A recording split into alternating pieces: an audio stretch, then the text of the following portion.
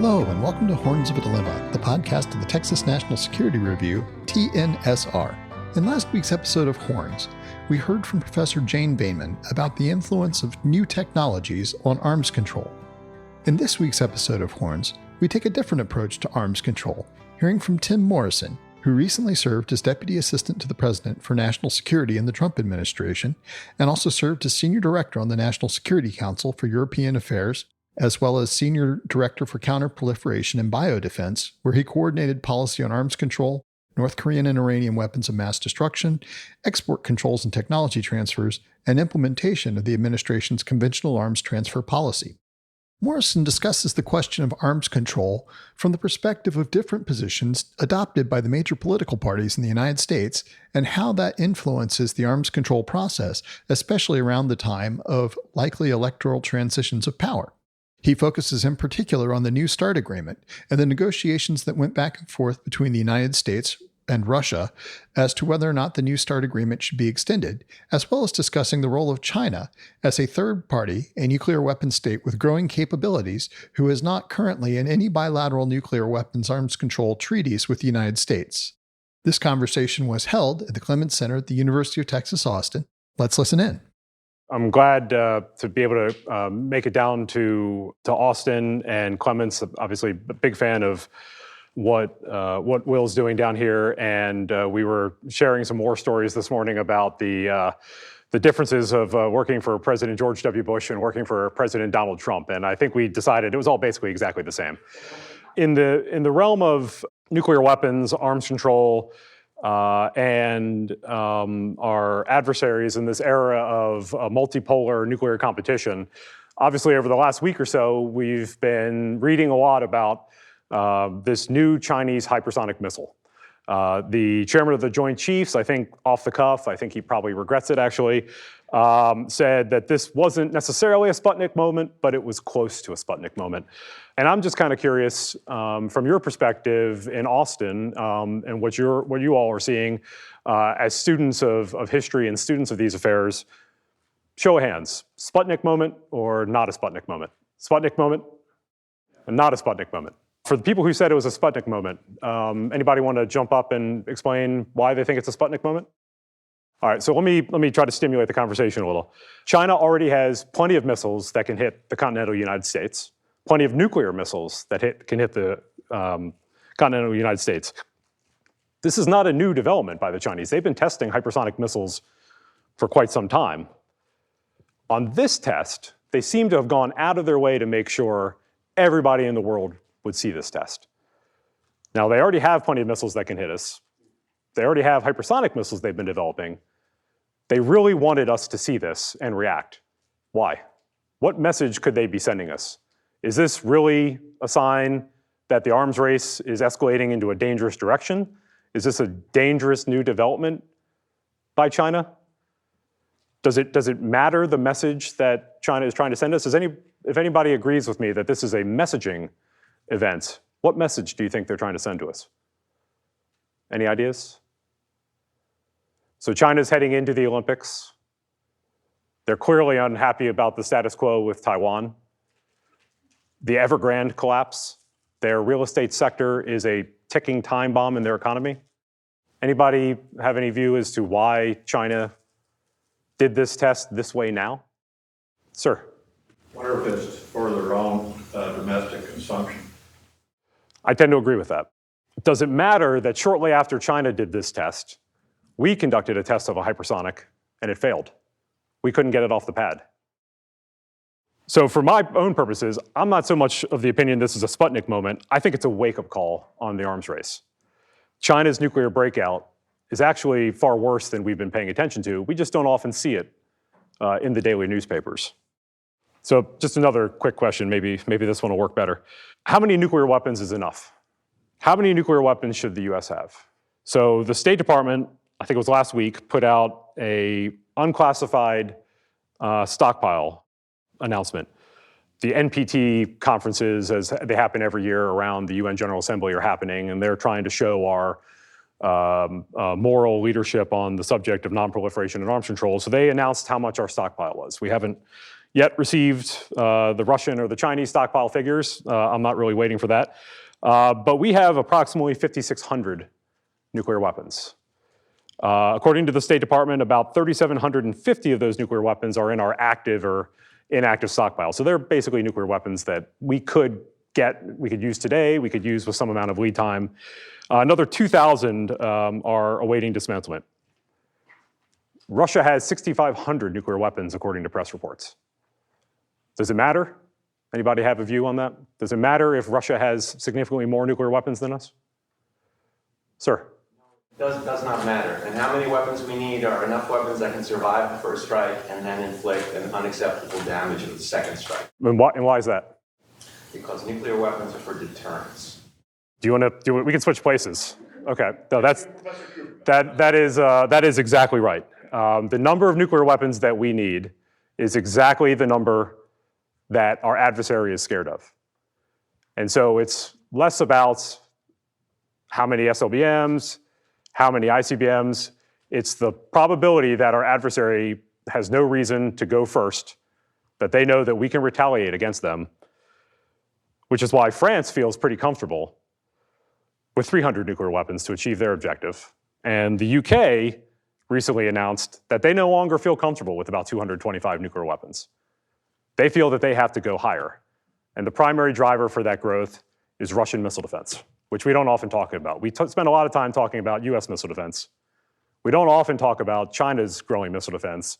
We don't often talk about Russia's 68 nuclear-armed interceptors protecting Moscow and the Central Military District.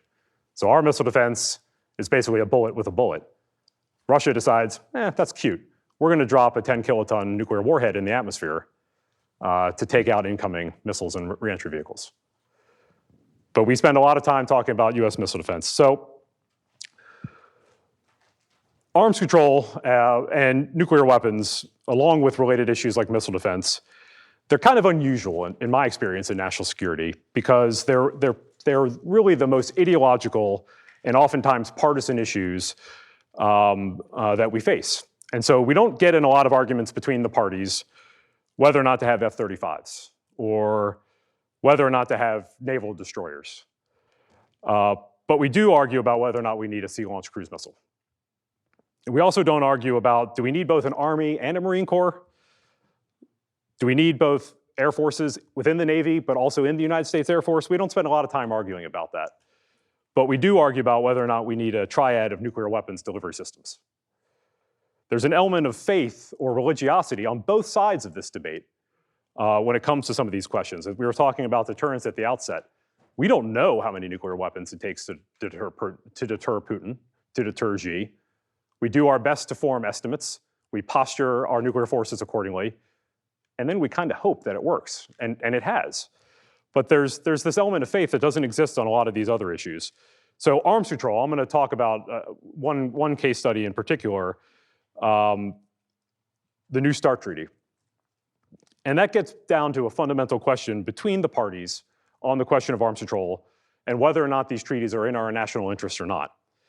So for Republicans, and I'm a Republican, as you know from Will's introduction and from my bio, my party is responsible for some of the most effective arms control in the history of nuclear arms control. START 1, INF, still the only treaty that ever eliminated an entire class of nuclear weapons, not just capped them, it eliminated them.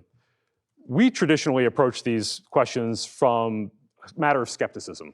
And primarily that's because we don't really trust restraining US power, especially if it's in an unbalanced or unequal way, and especially if the adversary is going to cheat on those agreements, which in the case of the Soviet Union and Russia has often been the case.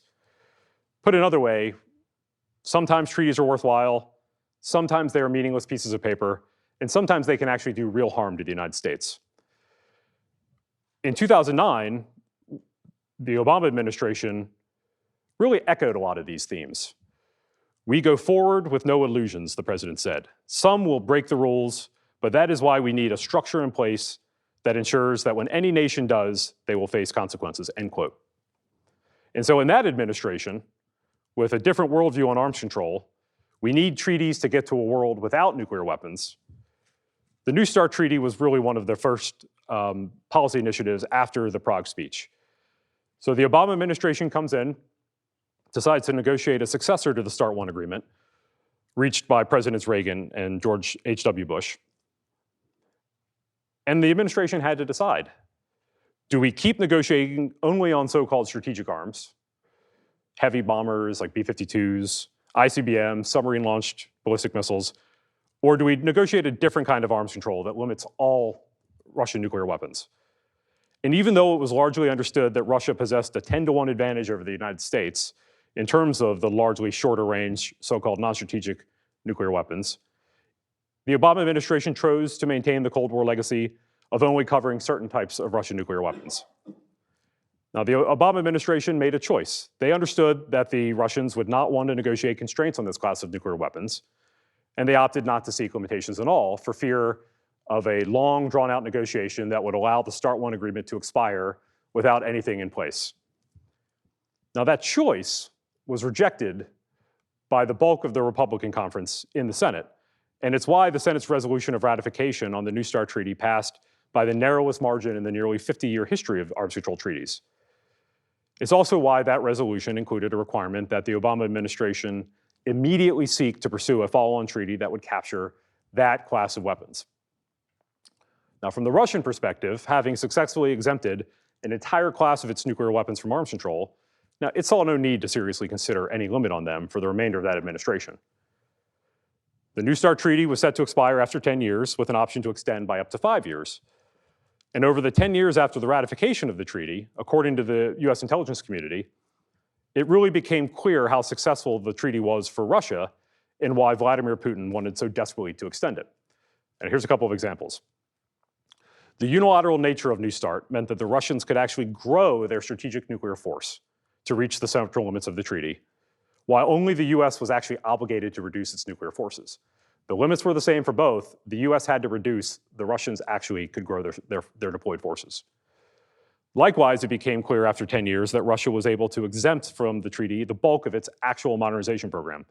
So for example, again, according to the US intelligence community, Russia had built up an enormous capability of non-deployed strategic nuclear weapons.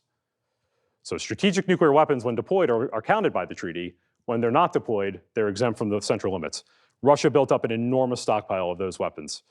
It can deploy whenever it chooses. The only thing standing in its way is whether or not it actually cares about the treaty.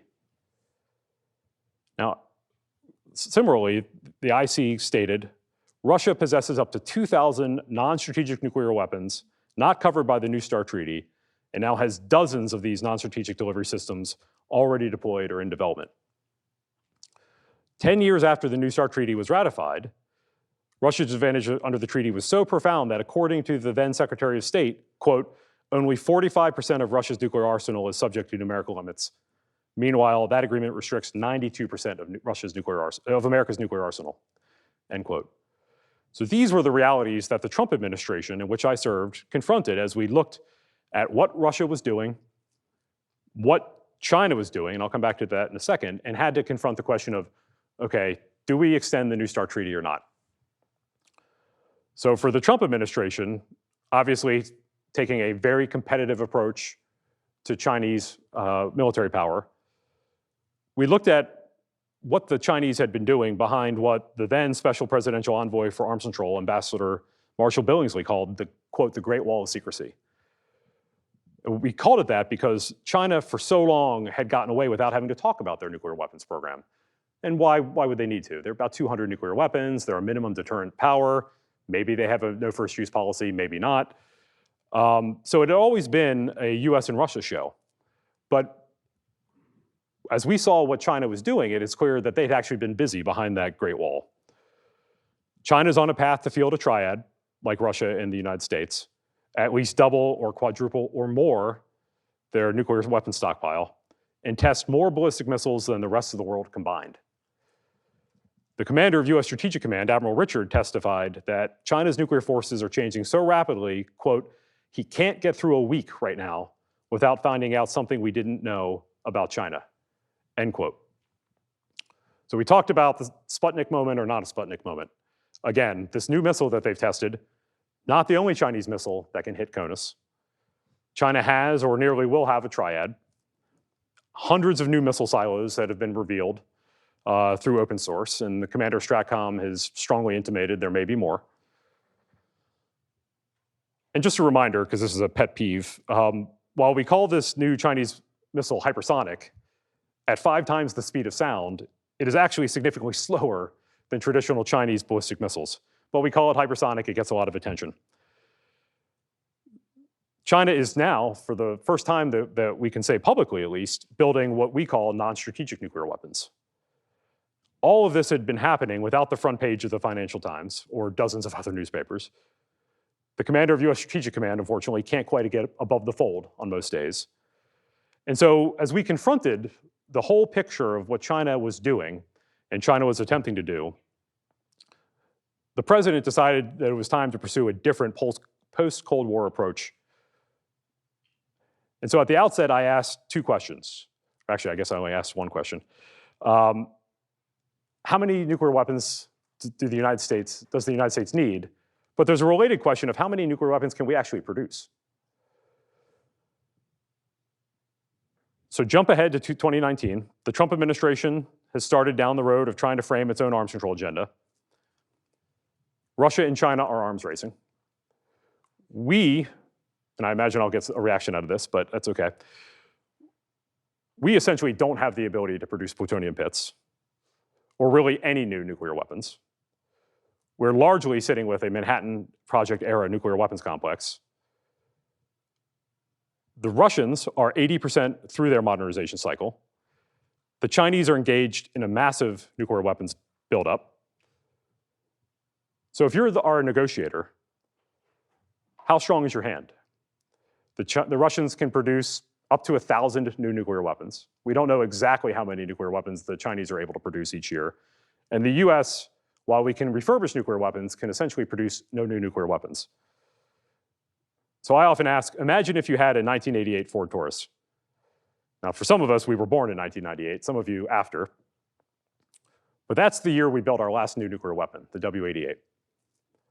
Everything we've done since then is to swap out parts of that old 1988 Ford Taurus. All we really do is change out the headlights, swap out the vacuum tubes. And that's because that's our nuclear stockpile. Maybe through some of these programs to refurbish our nuclear weapons, we swap out the tape deck with a CD player. We don't quite get to an MP3 player.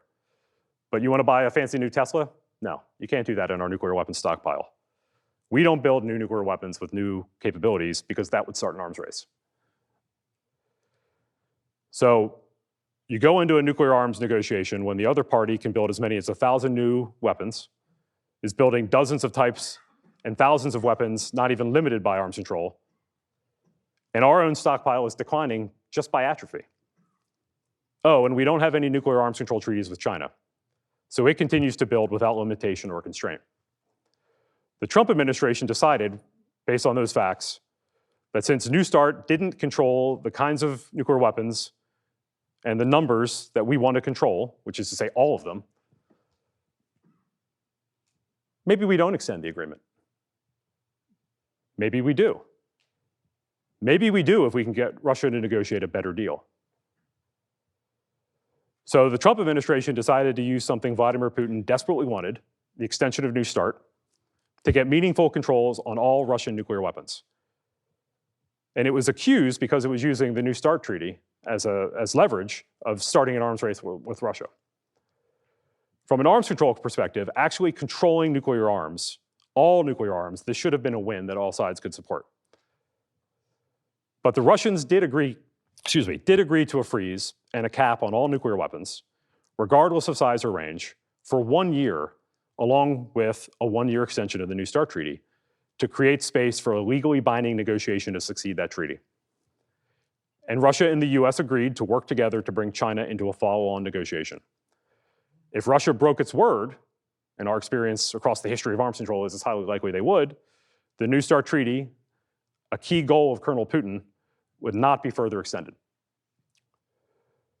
But our adversaries all too often understand our politics and our elections better than we do. Our adversaries in Russia knew that there was a better than even chance that President Trump would not be reelected. Of course, this was vindicated.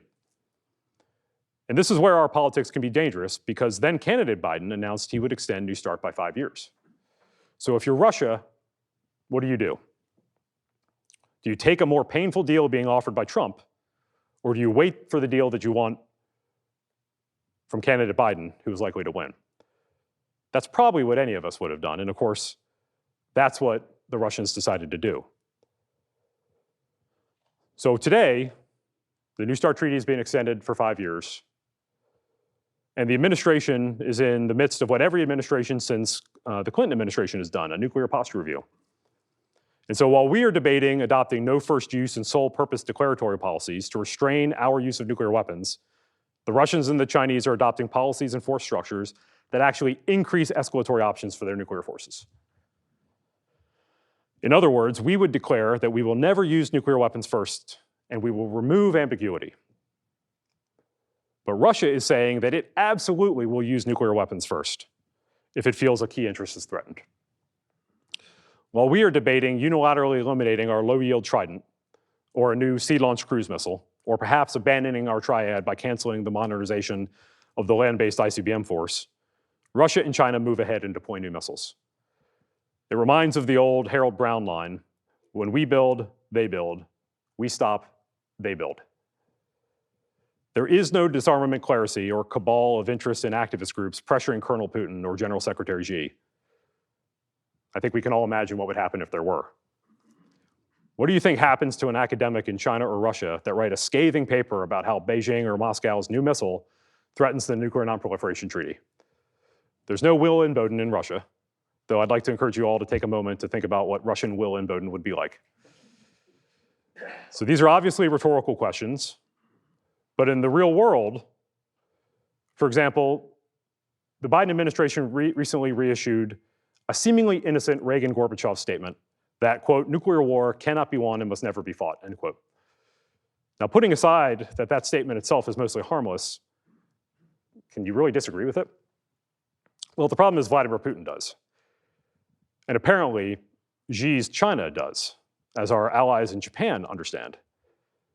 So as I referenced before, under Putin's nuclear doctrine, which has been termed, quote, escalate to de-escalate, end quote, or, quote, escalate to win, end quote, it's premised on the idea that conventional war, or rather that conventional war can be won by Russia by the application of its nuclear forces, which is why the Trump administration refused to sign up to the statement. It refused to agree to perpetuate Russia's lie. Likewise, this administration, trying to get to the next deal after New START, has resumed so-called strategic stability dialogues with Russia. Again, talking to Russia is harmless. We should be talking to our adversaries. The Trump administration, in fact, held very similar dialogues, strategic security dialogues. So what's the difference between strategic stability and strategic security? In the Trump administration, we observed that over the history of these kinds of dialogues with Russia, strategic stability dialogues often devolve into pointless arguments about missile defense, namely US missile defense. Now, since the United States will not agree to legally binding limitations on missile defense, now or likely ever, or even political limitations that can survive more than one administration, and since we don't spend a lot of time worrying about Russian or Chinese missile defense deployments, why argue about these things when we could have productive conversations about the instability produced by provocative changes in Russian nuclear doctrine, or perhaps even concerns about some of Putin's doomsday weapons? Now, I'm not here to say we had all the answers in the previous administration, but I hope I've outlined some of the key different approaches, and I like to call them liturgies, between the two denominations of nuclear arms control and nuclear weapons policy in this key issue of American national security, which unfortunately, based on some of the current developments, is only likely to get more important.